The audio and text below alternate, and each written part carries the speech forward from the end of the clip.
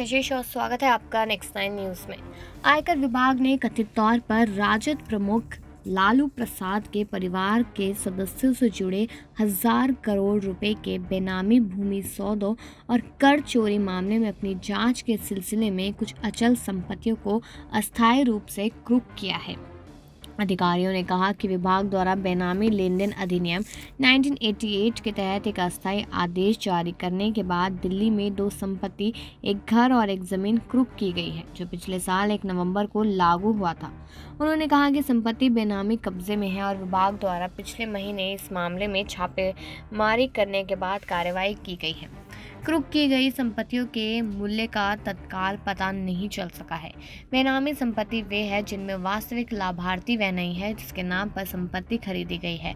अधिकारियों ने कहा कि इस तरह की कुछ और संपत्ति जल्द ही मामले में कुर्क की जाएगी। यहाँ तक कि वे प्रसाद की सांसद बेटी मीसा भारती और उनके पति शैलेश कुमार से भी पूछताछ करना चाहते हैं। भारती और उनके पति दोनों ने अतीत में आईटी समन को छोड़ दिया है।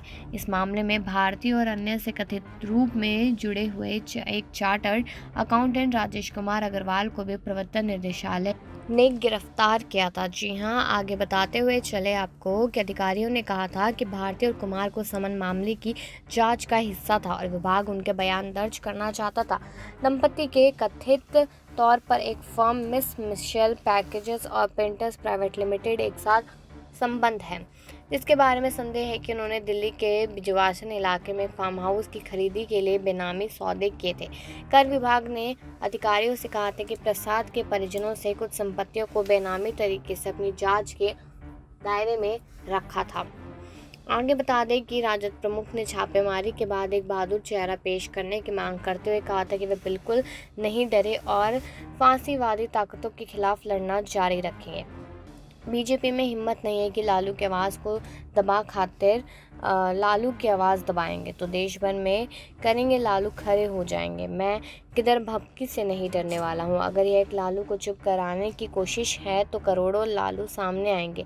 मैं खाली धमकियों से नहीं डरता, उन्होंने तलाशी अभियान के बाद कई ट्वीट्स में कहा था।